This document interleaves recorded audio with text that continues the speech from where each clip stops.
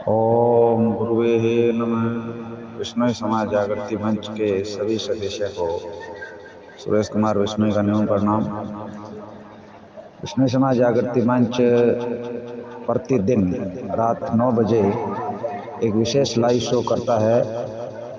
उसमें हर रोज एक शब्द की ज्ञानी जना के मुखारविंद से व्याख्या, सरलार्थ, भावार्थ अलग अलग तरीके से देखने को सुनने को मिलता है और उसका जो सारांश रूप है वो भी उस लाइव चर्चा में मिलता है और बहुत ही ज्ञानी जन, विद्वान जन अपनों को इस धार्मिक लाइव चर्चा का माध्यम से सभी को लाभान्वित करते हैं। तो उसका मुख्य रूप से जो सारांश है वो कुछ इस प्रकार से है कि गुरु महाराज कहते हैं शब्द के अंदर में जिज्ञासु को दान के प्रति रात में जो चर्चा हुई थी उनमें कई विद्वान जना ने और प्रश्न भी आया था कि दान और दक्षिणा अलग अलग है या एक है, उनके ऊपर में भी बात हुई। और शब्द के अंदर में गुरु महाराज कहते हैं कुपात्र को दान जो दियो जाने रैन अंधेरी चोरे जो दियो, चोर जो लेकर भाकर चढ़ियो कह जीवड़ा तय कहने दियो दान सुपाते बीज सुकते।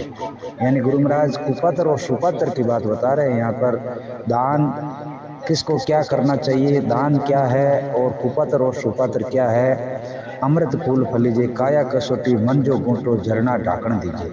यानी गुरु महाराज उस बात को बता रहे हैं कि कौन सी चीज़ जो फलीभूत होती है, काया कसोटी मन जो घूंटो झरना ढाकन दीजिए। यानी मन को घूंटो झरना ढाकन यानी ढक कर, यानी किसी भी तरीके से आप कोई भी दान के नाम पर अगर करते हैं तो मन को भी स्थिर करना पड़ता है, मन को भी कंट्रोल में करना पड़ता है और उसका अभिमान घमंड कभी नहीं करना चाहिए। वो दान भी फलीभूत नहीं होता जो इस प्रकार से दिया जाता है। और थोड़े माई थोड़े रो दीजिए होते नायन कीजिए जोय जोय नाम विष्णु को बीजिए अनंत गुणा लिख लीजिए।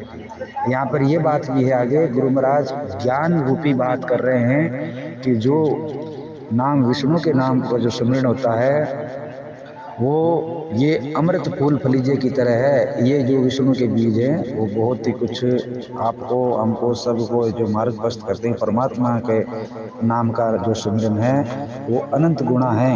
एक नाम लेंगे तो इसका ये गुरु महाराज इसके बारे में बताए। बाकी जो ऊपर में जो दान की बात आई थी तो भाई वो दान भी कुछ काम का नहीं है। अगर आपने जिस तरीके से अमृत फूल फलीजे यानी दान सुपाते बीज सुखते, जो बीज है वो अच्छी जगह पर नहीं पड़ता है तो उनका भी कोई महत्व नहीं रहता है। उसी प्रकार दान है वो सुपात्र को और बीज जो है वो सही जगह पर होना चाहिए, तब जाकर ये अमृत फूल फलीजे यानी ये फलीभूत होते हैं। कसौटी मन जो घुटो यानी दाएं हाथ से दान करने पर बाएं हाथ को पता नहीं चलना चाहिए। ये गुरु महाराज अपने को कह रहे हैं।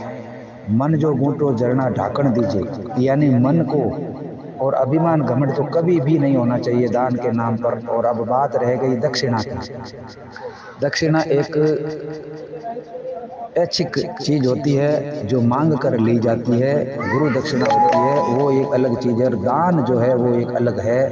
दान का बहुत बड़ा महत्व है। ये बड़े बड़े जो दान करते हैं दानवीर कहलाते हैं और ऊपर में जो किसी भी तरीके से नाम लिखवाते हैं, लोगों को बताते हैं मैंने इतना करोड़ का दे दिया, मैंने इतने का दे दिया, मेरा पिता का नाम लिख दिया।